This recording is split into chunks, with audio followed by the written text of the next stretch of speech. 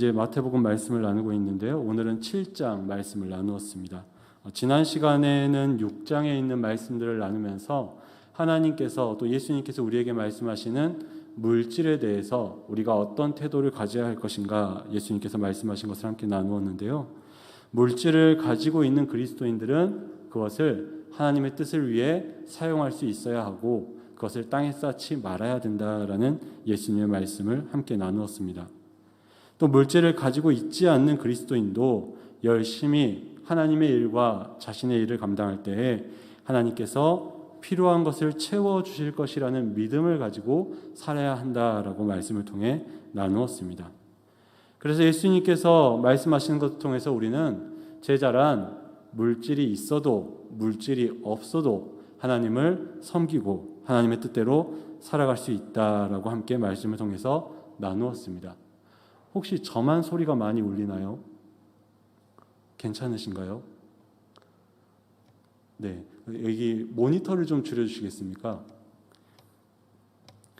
계속해서 오늘 말씀을 함께 나누고자 합니다. 오늘 말씀은 예수님께서 제자가 또 다른 대상, 물질 말고 또 다른 대상에 대해서 어떠한 태도를 가져야 될 것인가에 대해서 말씀을 통해서 알려주고 있습니다. 그 대상은 바로 형제라고 기록된 이웃에 대한 태도, 그리고 하나님에 대한 태도를 이야기하고 있습니다. 여기서 태도라는 것은 사전적으로 이런 의미가 있습니다. 어떤 일이나 상황에 직면했을 때 그 사람이 갖게 되는 입장이나 자세를 태도라고 합니다. 혹은 어떤 대상을 대했을 때 드러나는 표정이나 몸짓을 태도라고 합니다. 그러니까 어떠한 상황에 대해서 그 사람이 어떻게 반응하느냐가 쉽게 말해서 태도라고 이야기할 수 있습니다. 그리고 우리는 어려서부터 또 삶을 살아오는 동안 어떻게 하면 바른 태도를 가진 사람으로 살아갈 수 있는지 다양한 상황 가운데 거기에 맞도록 교육받으며 살아옵니다. 예를 들어서 집에서 부모님과 대화할 때는 부모님의 말씀을 바른 자세로 잘 귀 기울여 들어야지 바른 태도를 가진 자녀입니다. 또 학교에서 수업을 들을 때는 자리에 앉아서 선생님의 수업을 집중해서 듣고 다른 짓 하지 않고 친구들과 놀지 않는 게 바로 좋은 수업을 듣는 학생의 태도입니다. 또 교회에서 예배를 드릴 때는 찬양할 때는 함께 소리내서 찬양하고 눈을 감고 기도할 때는 함께 마음을 다해 기도하고 하나님의 말씀을 들을 때는 집중해서 귀와 마음으로 하나님의 말씀을 듣는 것이 바로 바른 예배를 드리는 태도입니다. 이렇게 우리는 어떤 상황이든지 간에 거기서 어떤 태도를 가져야지 우리가 바른 태도로 살아갈 수 있는지 어려서부터 많이 배웠고 또 훈련 받았습니다. 그리고 또 우리가 그렇게 바른 태도로 상대방을 대할 때에 그 대상 역시 우리에게 바른 태도 또 좋은 태도로 우리를 대해준다라고 우리가 배워왔습니다. 그리고 또 이러한 것이 이루어지지 않았을 때 쉽게 말해서 좋은 태도가 아니라 나쁜 태도로 사는 사람들에게 어떠한 일이 있는지 우리는 배워온 것도 있고 또 많은 사건 사고를 통해서 보게 됩니다. 쉽게 말해서 나쁜 태도를 보이는 사람에게 나쁜 태도로 갚아주는 사람들이 있다라는 것입니다. 좀 극단적인 예일 수 있지만 가장 최근에 있었던 일이니까 함께 나누고자 합니다. 그 인천에 있는 한 유흥주점에서 밤늦도록 어떤 손님이 술을 마셨습니다. 술을 마시고 이제 주인이 계산을 하러 가니까 이 사람이 돈을 8만 원을 덜 냈습니다. 8만 원을 덜 내니까 이 주인이 이제 돈을 더 내라고 실랑이를 했겠죠. 근데 이 손님이 뭐라 그랬냐면 당시가 사회적 거리두기 2단계였기 때문에 유흥업소가 10시 이후로 영업을 하면 안 됐습니다. 근데 10시 넘어서 영업을 하고 있으니까 난 당신을 방역법 위반으로 고발할 거야 라고 말했습니다. 그랬더니 주인이 더 화가 났던 것 같습니다. 그래서 둘이 크게 실랑이를 하다가 주인이 이 사람을 결국 때려서 숨지게 했습니다. 그리고 이러한 것을 감추고자 시신을 훼손했고 그걸 버리게 되었다가 나중에 발견돼서 경찰에 검거되는 사건이 있었습니다. 만약에 이 주인이 나라에서 명령한 법 혹은 지방자치단체에서 명령한 이 위생법을 잘 지키고자 하는 좋은 국민의 태도를 가졌다면 아마 이러한 사건이 일어나지 않았을 것입니다. 혹은 이 손님이 자신이 먹은 것만큼 정당하게 지불해야 된다라는 그런 바른 태도를 가지고 있었다면 아마 이런 끔찍한 사고가 일어나지 않았을 것입니다.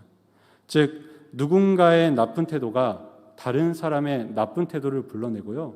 그 두 나쁜 태도가 결국 나쁜 결과를 가지고 오는 사건을 우리가 보게 됩니다.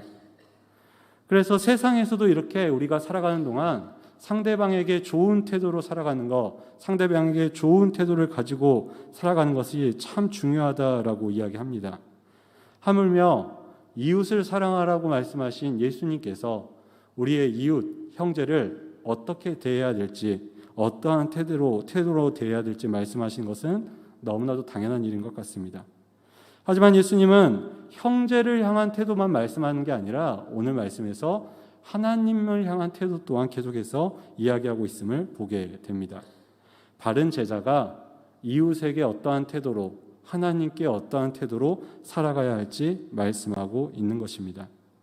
바라기는 오늘 말씀을 나누는 가운데 이웃이나 하나님께 혹시 내 태도가 잘못되어 있었다면, 내 모습이 잘못되어 있었다면 깨닫고 변화되는 저와 여러분 되기를 간절히 소원합니다. 먼저 예수님께서는 형제를 대할 때 어떠한 태도로 대해야 되느냐에 대해서 이렇게 말씀하고 있습니다. 우리가 1절 말씀을 한 번 더 읽어보도록 하겠습니다. 함께 읽겠습니다. 시작. 아멘. 예수님께서는 이 제자들에게 형제를 대할 때 비판하지 말라라고 말씀하고 있습니다. 이 말씀에 기록된 비판하다라고 번역된 헬라어가 크리노라는 단어인데요. 이 단어는 주로 정죄하다라는 의미로 많이 사용되었습니다. 쉽게 말해서 예수님이 지금 뭐라고 말씀하시냐면 형제를 정죄하지 말아라라고 말씀하고 있는 것입니다. 왜냐하면 우리가 형제를 정죄하면 우리는 하나님께 정죄를 받기 때문이다라는 것이죠. 그리고 진정한 제자라면 그 형제를 정죄할 권리 역시 나에게 있는 것이 아니라 하나님에게 있다는 것을 인정해야 하기 때문에 그렇기 때문에 더더욱 정죄하지 말아야 한다라는 것입니다. 물론 예수님께서 지금 형제를 정죄하지 말라, 판단하지 말라라고 말하는 것이 제자가 무언가를 판단하지 못할 만큼 무식하거나 무지하다라는 말은 아닙니다. 제자도 분명히 상식을 가진 사람이고 제자도 분명히 하나님의 말씀을 배운 사람이기에 판단할 수 있습니다. 하지만 그와 동시에 그 판단의 도가 조금 넘어서서 하나님이 하셔야 될 정죄까지 이르러 버릴 수 있는 위험성이 있기 때문에 예수님께서 정죄하지 말라, 판단하지 말라라고 말씀하고 있는 것입니다. 여러분께 한번 여쭤보겠습니다. 여러분 자신의 판단이, 여러분 자신의 결정이 세상 모두가 다 객관적이라고 인정할 만큼 정확하게 판단할 자신이 있으십니까? 아니면 하나님 보시기에 내 자신의 어떤 감정이나 사견이 포함되지 않은 판단을 우리 스스로 내릴 수 있다라고 여러분은 생각하십니까? 아니라는 것입니다. 하나님의 뜻에 내 삶을 내놓았다라고 말하는 그 제자까지도 판단과 정죄의 경계를 스스로 정확하게 지키기 어렵다라는 것이 예수님의 말씀인 것입니다. 특별히 아무리 훌륭한 제자, 사람이라 할지라도 여기서는 많이 넘어지는 것 같습니다. 자신의 잘못과 다른 사람의 잘못을 판단할 때 그 객관성과 정확성을 지키는 건 불가능한 것 같습니다.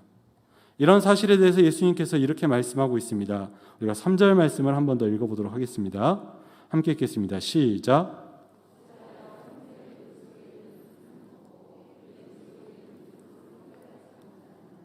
아멘.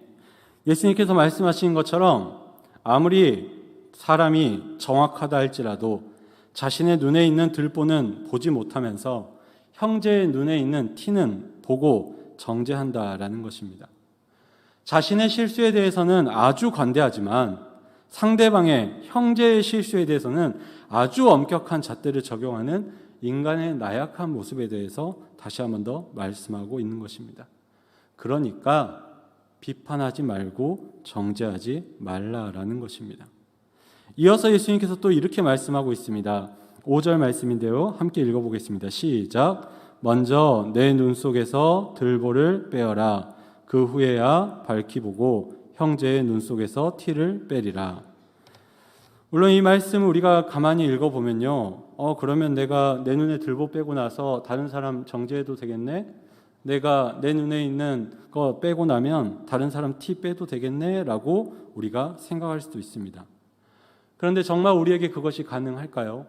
우리의 들보를 정말 빼내는 것이 우리에게 가능한 일입니까? 저는 불가능하다고 생각합니다. 첫 번째 이유는 우리의 들보를 우리가 다 빼내기가 쉽지 않기 때문입니다. 두 번째 이유는 내가 내 들보를 빼내기 위해서 하나님 앞에서 그 들보라고 말할 수 있는 나의 부족함, 나의 연약함, 나의 죄악됨을 통회하며 회개할 때 그 들보가 빠지는데, 그렇게 통회하며 회개한 자에게 주시는 하나님의 은혜와 자비와 사랑을 경험한 그 제자가 과연 자신의 들보보다 작디 작은 티를 바라보면서 그것을 정죄할 수 있을까요? 없다라는 것입니다. 빼낼 수 없기 때문에 정죄할 수 없지만, 더 나아가 빼냈다 할지라도 그 빠진 것 자체가 내 의가 아니라 하나님의 은혜임을 인정할 수밖에 없기 때문에 다른 사람의 티를 정죄할 수 없다라는 것입니다. 하나님께서 제자들의 들보를, 제자들이라 부르는 성도들의 들보를 용서하시는 데는 그 분명한 이유가 있습니다. 다 읽을 수 없지만 우리가 잘 아는 1만 달란트 빚진 자의 비유를 통해서 이러한 이유의 해답을 얻을 수 있습니다.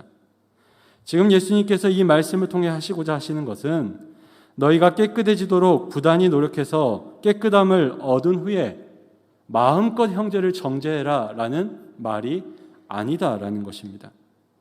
그 과정 가운데 경험한 하나님의 은혜와 용서를 가지고 형제의 티를 보며 용서함으로 그 티를 빼라라는 것이죠.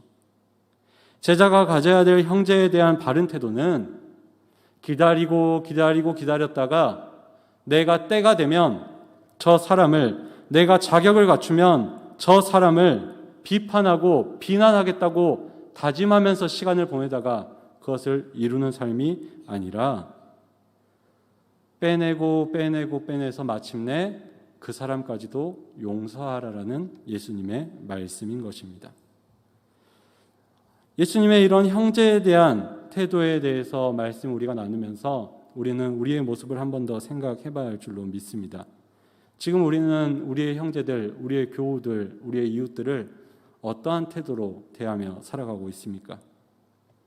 우리는 혹시 예수님께서 금지하신 형제를 비판하는 일에 우리의 삶을 사용하고 있지는 않습니까? 혹시 형제를 비판하고 싶은데 내가 아직 뭔가 자격이 부족한 것 같아서 자격이 생길 때까지 와신 상담하고 절치부심하며 지내고 있는 분이 혹시나 계실까요? 아니면 반대로 내가 더 큰 죄인이다, 내가 더 큰 부족한 자다라는 사실을 하나님 앞에서 인정하면서 내 들보를 빼내는 데, 회개하는 데 우리가 집중하고 있으십니까?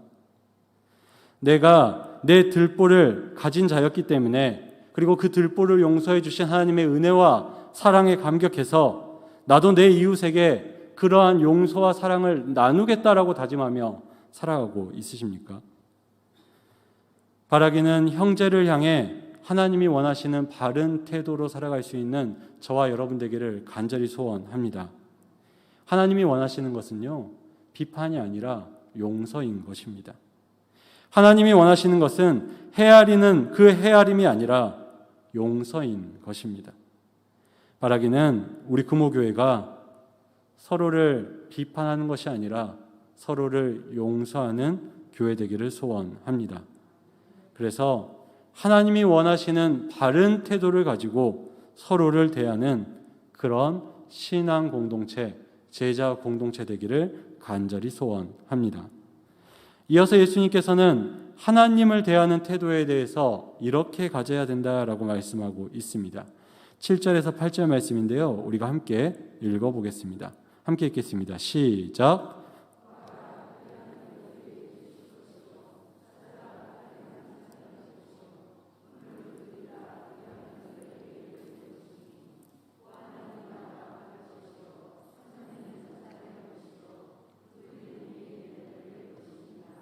아멘. 우리가 너무나도 잘 아는 말씀이죠. 또 너무나도 좋아하시는 말씀인 걸로 알고 있습니다. 예수님께서는 하나님께 기도할 때 구하고 찾고 두드려야 된다라고 권유하는 게 아니고요, 명령으로 이야기하고 있습니다. 그리고 이러한 것들을 일회성, 잠시, 순간으로 끝내는 것이 아니라 계속해서 해야 된다라고 말씀하고 있습니다. 즉 하나님께 기도하는, 하나님께 나아가는 제자는 하나님께 기도할 때에 계속해서 끊임없이 간구하는 자가 되어야 한다라는 것입니다. 그리고 이런 사실에 대해서는 누가복음도 동일하게 기록하고 있습니다. 누가복음에 보면요, 한밤중에 찾아와서 떡 좀 주라고 말하는, 정말 인간적으로 봤을 때는 상식이 없는 것 같은 그런 친구의 모습이 나옵니다. 하지만 예수님은 그렇게 기도해야지 떡을 얻는 것처럼 응답받을 수 있다라고 말씀하십니다. 또 누가복음에 다른 비유가 있는데요, 불의한 재판관에게 한 과부가 찾아가서 끝까지 자신의 억울함을 끈질기게 아뢰었을 때 그 불의한 재판장이 결국 그 억울함을 해결해 주는 것을 우리가 비유를 통해서 보게 됩니다. 즉 이를 통해서 하나님께 기도하는 자는 지속적으로 끊임없이 기도해야 된다라는 것을 말씀하고 있는 것입니다. 마태도 누가도 이러한 사실에 대해서는 모두 동일한 가르침을 기록하고 있는 것이죠. 그래서 우리는 이 말씀을 근거로 계속해서 구하고 찾고 두드리는 기도를 해야 할 줄로 믿습니다. 특별히 우리가 이러한 기도를 할 때 무엇을 구하고 무엇을 찾고 무엇을 두드릴 것인가? 혹시 여러분은 지금까지 이 말씀을 붙들고 무엇을 구하고 무엇을 찾고 무엇을 두드리며 지내오셨습니까? 바라기는 우리가 예수님의 뜻에 더 합당한 두드리고 찾고 구하는 제자 되기를 소원합니다. 우리가 보통은 이 말씀을 근거로, 이 말씀을 붙들고 우리가 원하는 것을 하나님께 구하는 데에 많은 시간을 소요하는 것 같습니다. 하지만 예수님께서 지금 제자에게 요구하시는 것은요, 계속해서 구하고 찾고 두드려서 기도하라는 것은, 우리가 계속 지금 마태복음을 보고 있는데요, 산상수훈을 계속 보고 있는데요, 이 산상수훈을 근거로 했을 때 결국에는 하나님의 나라와 그 의를 구하고 찾고 두드려야 한다라는 것입니다. 제자가 자신에게 어떠한 간절한 소원이 있든지 간에 그것을 간절히 구하면 하나님이 무조건 들어주실 것이다라는 약속의 말씀이 원래는 아니다라는 것이죠. 지금 예수님께서 말씀하시는 하나님께 나아가는 자의 바른 태도란 하나님의 나라와 의를 위해 끈질기게 계속해서 기도하는 그런 태도를 이야기하고 있는 것입니다. 그리고 예수님께서는 이런 자기의 필요만을 위해 자기 중심적으로 자기의 필요를 위해서 하나님께 구하고 찾고 끈질기게 기도하는 것을 이방인의 모습이라고 6장에서 분명히 이야기하셨습니다. 그렇기 때문에 제자는 이제 하나님께 구하며 나아갈 때에 하나님의 나라와 그 뜻을 이루기 위해 간절히 그리고 계속해서 기도해야 할 줄로 믿습니다. 그리고 그렇게 기도할 때에 하나님께서 반드시 들어주실 것이라는 것을 오늘 예수님께서 말씀을 통해서 약속하고 있는 것입니다.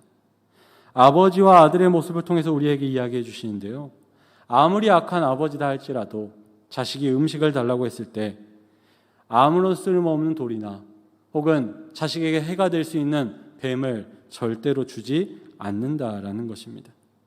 아무리 악한 아버지라도 자녀가 바른 태도로 아버지에게 먹을 것을 구할 때에 바른 태도로 그에게 필요한 것을 주신다라는 것이죠. 하물며 하늘에 계신 아버지께서 하나님께 바른 태도와 바른 신앙으로 나아가는 그 제자의 필요를 좋은 것으로 주시는 것은 너무나도 당연한 것이다라는 것을 예수님이 말씀하고 있는 것입니다. 여기서 마태가 기록한 좋은 것이 무엇인지는 누가복음에서는 성령님이라고 표현을 합니다. 성령님을 주실 것이다. 그런데 마태는 이 성령님이라는 단어를 딱 단언해서 쓰지 않습니다. 그 이유 중에는 예수님께서 주시는, 하나님께서 주시는 좋은 것들이 더 있기 때문이라고 믿습니다. 우리가 계속해서 나눈 말씀을 근거로 했을 때 하나님이 우리에게 주시는 좋은 것들에 무엇이 있겠습니까? 당장 지난주에 나눴던 우리가 궁핍하고 어려울 때 우리의 필요를, 우리의 일용할 양식을 채워주시는 하나님의 은혜가 하나님의 좋은 것인 줄로 믿습니다. 더 나아가 우리가 산상순을 시작할 때 나눴던 팔복에 기록된 그 하나님 나라에서 성취될 우리의 복이, 그것을 받는 우리의 삶이 하나님이 좋은 것을 주시는 삶인 줄로 믿습니다. 그렇기 때문에 이런 좋은 것, 성령님을 비롯해 하나님이 약속한 것들을 다 주실 것이라는 그 좋은 것을 주시는 하나님을 우리는 신뢰하면서 간절히 그리고 계속해서 기도해야 한다라는 것입니다. 이것이 하나님께 나아가는 제자의 바른 태도라는 것이죠. 그렇다면 우리는 이 예수님의 말씀 앞에서 우리가 하나님께 어떠한 태도로 나아가고 있는지 우리의 삶을 생각해 보시기를 바랍니다.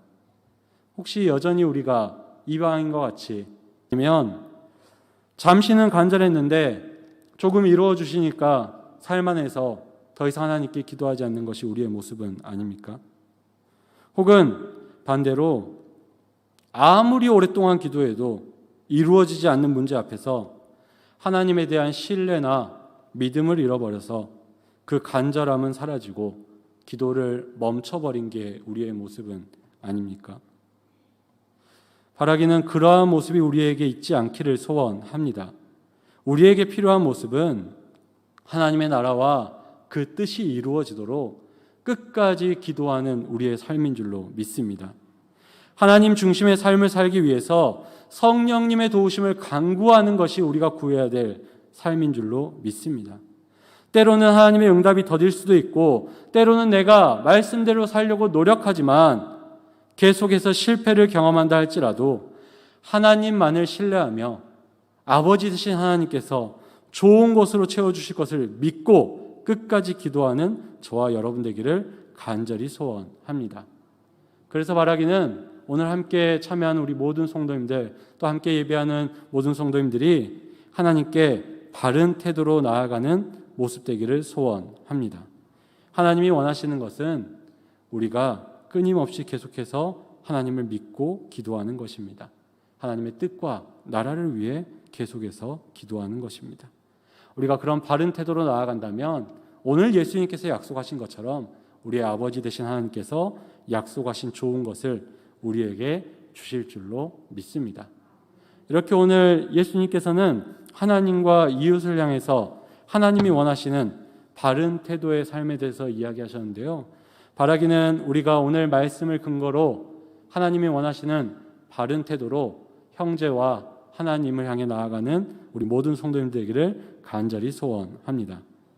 말씀을 마치도록 하겠습니다. 오늘 말씀 제목이 기분이 태도가 되지 않게라는 제목인데요. 혹시 이 제목을 알고 계신 분이 계실까요? 이 제목은 같은 제목의 책입니다. 베스트셀러 책인데요. 이 책을 소개하는 글에 이런 내용이 있습니다. 어리석은 사람은 기분을 드러내고 현명한 사람은 기분을 감춘다. 무슨 말이냐면 어리석은 사람은 기분이 태도가 되어버리고 현명한 사람은 기분이 태도가 되지 않는다라는 것입니다. 그러면서 기분을 드러내는 어리석은 사람이 어떠한 모습을 가지고 있는지 예를 들어서 몇 가지를 보여주고 있는데요. 화면을 보시면 그 예가 나와 있습니다. 제가 하나씩 읽어드리겠습니다. 날 건드리지 말라는 경고를 온몸으로 뿜어낸다. 회사에서 뺨 맞고 집에 가서 눈 흘긴다. 키보드를 부실 듯이 두드린다. M1 후배에게 백 신경질을 낸다. 친한 친구를 감정 쓰레기통으로 삼는다. 입을 닫아버리고 인사를 안 받는다. 화풀이 대상은 만만한 사람으로 골라서 한다. 남의 사소한 실수를 쥐잡듯이 물고 늘어진다. 제가 읽어드렸는데요. 이 8가지를 읽는 동안 혹시 머리에 떠오르시는 분이 계십니까? 고개를 끄덕이시면 안 되는데요. 네. 아마 저도 그렇지만 제 자신이 떠오를 거라고 생각합니다. 아무도 긍정하지 않는데요. 네. 자기 자신이 아마 떠오르지 않으셨을까라는 생각을 해봅니다. 그러면서 이 책은 이제 전체 내용은 읽지는 않지만 이 기분이 태도가 되는 이런 실수를 범하지 않기 위해서 우리에게 이런 자세로 살아가면 됩니다라고 7가지 마음가짐에 대해서 권하고 있습니다. 첫 번째는 다른 사람을 자신의 생각대로 하려는 통제의 욕구를 버릴 것. 두 번째는 상대방의 입장을 생각할 것. 세 번째는 모든 일의 가능성을 열어두고 자신이 생각한 만큼 되지 않을 가능성 또한 열어둘 것. 네 번째는 욱하는 순간에 잠시 모든 것을 멈추고 심호흡을 3번 할 것. 다섯 번째는 사람에게 덜 기대할 것. 여섯 번째는 내가 준 만큼 똑같이 받을 거라는 욕심을 버릴 것. 일곱 번째는 부정적인 감정이 들면 그 자리를 벗어날 것. 혹시 이 7가지 중에 이건 나에게 필요하겠다라고 생각되는 부분이 혹시 있으시면 한번 되새겨보면 좋지 않을까라는 생각으로 함께 나누었습니다. 이렇게 좋은 마음을 가지고 우리가 살아간다면 훌륭한 인격을 가진 우리 성인, 어른들이 우리가 되게 될 줄로 믿습니다. 그리고 저는 교회 안에 훌륭한 인격을 가진 그런 현명한 분들이 많아야 한다라고 생각을 합니다. 하지만 동시에 우리는 우리의 연약함 때문에 또 우리의 환경 앞에서 우리가 때로는 그렇게 살 수 없는 존재라는 것도 인정할 수밖에 없습니다. 그리고 더 문제는요, 그러한 모습을 사람들에게만 보이는 것이 아니라 내가 신앙생활을 하며 내가 제자라고 말하면서 하나님께 혹은 사람들에게 보이면 안 된다라는 것입니다. 이웃으로 인해 기분이 상하는 일이 생기면 다른 사람들을 판단하고 정죄해서 그 사람을 깎아내리거나 자신을 높이려는 우리의 모습이 우리 가운데 있지 않기를 소원합니다. 내가 하나님께 열심히 기도하고 구하고 찾은 것 같은데 내가 원하는 대로 이루어지지 않아서 기분이 상했다고 하나님을 찾지 않거나 기도하지 않는 그런 모습이 우리에게 있지 않기를 소원합니다. 그래서 우리 가운데에 우리의 기분 때문에 이웃을 상처 주거나 하나님께 잘못된 모습으로 나아가는 것이 아니라 하나님과 이웃을 향한 하나님의 말씀을 기억하고 그러한 바른 태도로 살아갈 수 있는 저와 여러분 되기를 소원합니다. 그래서 바라기는 오늘 함께하는 우리 모든 성도님들이 인격적으로 더 성숙해지시기를 바랍니다. 더 나아가서 우리의 신앙은 훨씬 더 성숙해지기를 간절히 소원합니다. 그래서 하나님과 이웃을 향해서 바른 태도를 가지고 살아가는 저 그리고 여러분 되기를 바랍니다. 우리 안에 계신 성령님께서 감동하심을 말미암아 우리의 모습이 더 예수님을 닮게 되기를 소원합니다. 이웃을 향해서 용서하시고요, 하나님을 향해서 신뢰하는 태도로 나아갈 수 있는 저와 여러분 되기를 간절히 소원합니다. 우리가 그렇게 살아간다면 우리 금옥교회 가운데에 하나님의 나라와 하나님의 뜻이 이루어지는 귀한 신앙 공동체가 있게 될 줄로 믿습니다. 그러한 공동체를 꿈꾸며 우리 옆 사람에게 이렇게 인사하며 말씀을 마치도록 하겠습니다. 기분이 태도가 되지 맙시다.